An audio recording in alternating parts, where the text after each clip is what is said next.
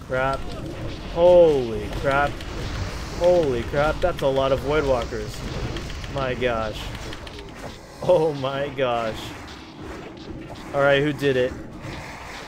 How did this happen?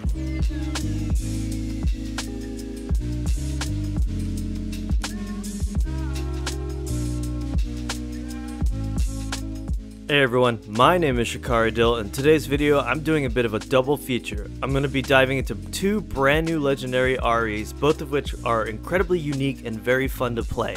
In this video I'll be taking a look at a cool Windrager build that's going around, and I kind of put my own spin on it, and then I will also be looking at the Firewatch legendary RE build.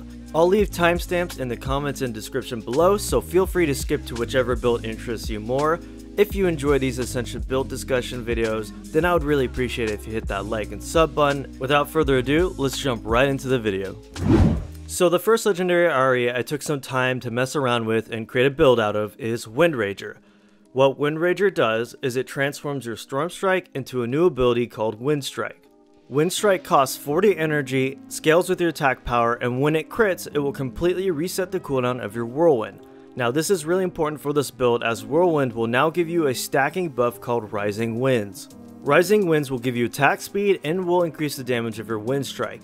At maximum stacks, you'll drop a big AoE effect at your feet, dealing a pretty decent amount of damage to all mobs in the area.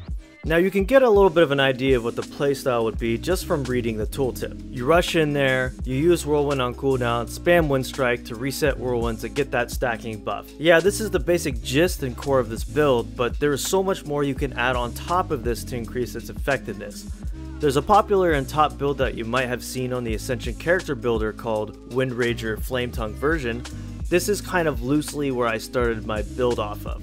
I tweaked it a bit and played around with different variations of it, but shout out to the player who came up with this concept, as it's really cool. The Flametongue weapon version of the Windrager build is a lot of fun and kind of unique, and most of your damage just straight up comes from Flametongue weapon itself. This version of the build leans very heavily into fire damage as its core source of damage, which is why I opt to put points into the talent Firepower, which increases your overall fire damage by 10%.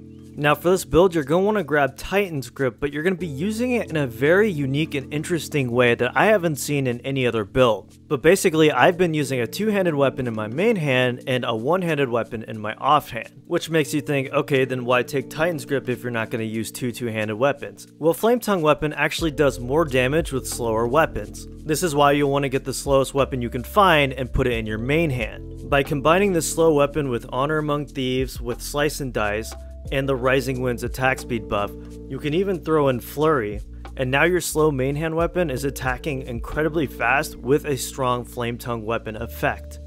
We keep the offhand weapon as a one-hander so we can utilize the ability Lava Lash. I then take the talent Spirit Weapons, which increases the effect of the Flametongue weapon when using Lava Lash by quite a bit. And this overall makes up for a huge portion of our damage, definitely outscaling the 15% nerf when taking Titan's Grip. I also like to take the talents Dual Wield Specialization, Empowered Storm Strike, and Improved Storm Strike just to further enhance the amount of damage our Flametongue weapon will deal. Now the single target DPS is pretty solid, and this is the basic gist of the build. You use Whirlwind and Lava Lash on cooldown, and use Wind Strike as soon as you can to try and reset Whirlwind. If you're on a single target boss, unless you have Whirlwind talented to reduce its cooldown by 2 seconds, if you don't get the reset on your Whirlwind, your Rising Wind stacks will fall off, causing you to lose a good amount of DPS. Now this is why you'll want to build this kind of like an enhanced shaman, with agility being your main stat, as you'll want to prioritize getting as much crit as possible so you can get the crits off on your Wind Strike and reset your Whirlwind. So I'd say if you have something like under 30% crit chance, then it might be worth investing those 2 talent points into improved Whirlwind. For AoE damage, this build is very solid. Basically, if you just use a Whirlwind and a big pack of mobs, you'll trigger the big AoE Whirlwind effect. However, to further supplement this damage, dropping an explosive trap will also provide lots of extra damage, and since we're so spec'd into fire damage, that explosive trap is going to hit very hard. Now here are a couple additional talent variations and layers that you can add into your build if you want to, but are completely optional. For my build, I took Maelstrom weapon with mental quickness and fireball so I could add instant cast fireballs into my rotation.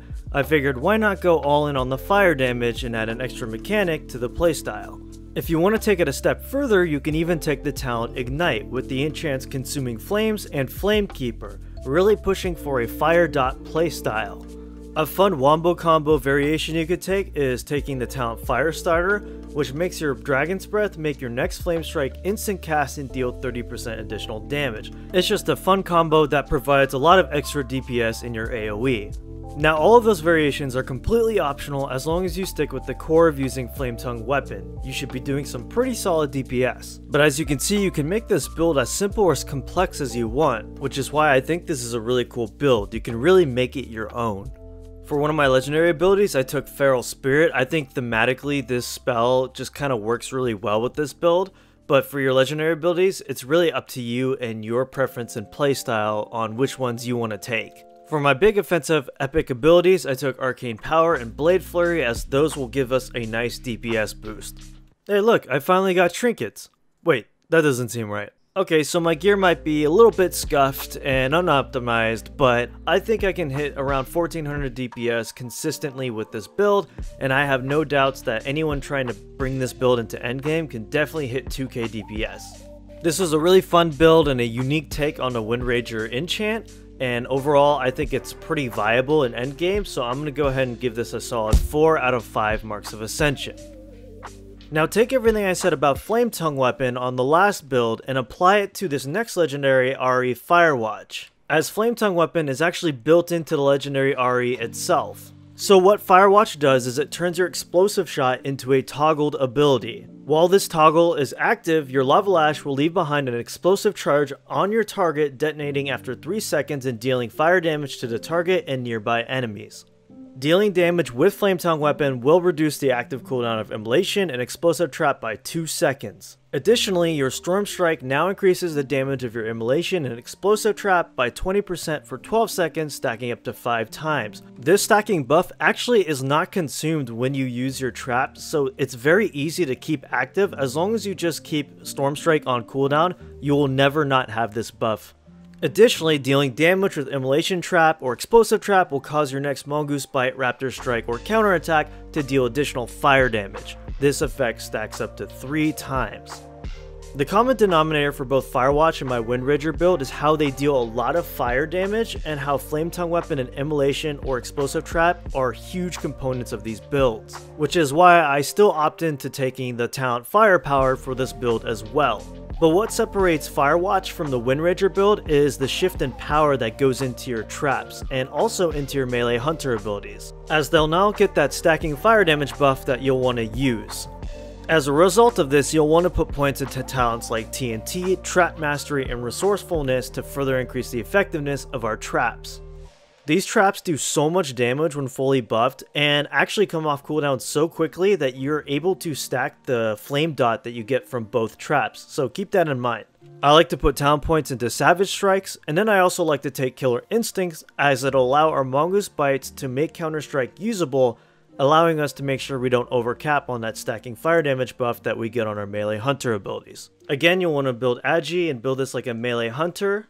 But unlike the Windranger build, you don't want to take Titan's Grip. Just using 2 one-handed weapons is perfectly good enough for this build. So for epic enchants, Kindle for the Fire and Counterpoise are both really good choices for this build. And for your third epic enchant, it's really up to you and your playstyle preference. But for non-epic enchants, I would highly recommend picking up Trap Mastery and Voodoo Power. This was sort of just a quick breakdown for Firewatch, but it's a really fun build that I would recommend checking out and making your own, as I think it's a pretty viable endgame build. However, I'd say the biggest downside for this build is, since it's so heavily reliant on using traps as a good portion of your damage, you want to make sure you use your traps on bosses or mobs that aren't going to be pulled away by the tank, as that'll basically result in a huge loss of DPS. And as a result of how traps work, where you need perfect placement or you need your target to walk into them, as you might expect, in PvP this build might not be the greatest. So for these reasons, I would have to give Firewatch a solid 3 out of 5 marks of Ascension. I hope you enjoyed this discussion on 2 of these builds. You could probably see why I just lumped them together into one video, as they're both kinda similar in how they play around with traps and Flametongue weapon as a big source of their damage. I'll leave links to the builds that I just discussed down below, If you see that there are abilities missing, it means that those slots I felt like you could choose yourself based on playstyle preference. Because realistically, Ascension was made to have everyone create the ideal version of the build that they want to play, so I'll leave those open for you, as long as you get the core abilities and talents I discussed in this video. I hope you enjoyed this discussion video, and I will see you all in the next one.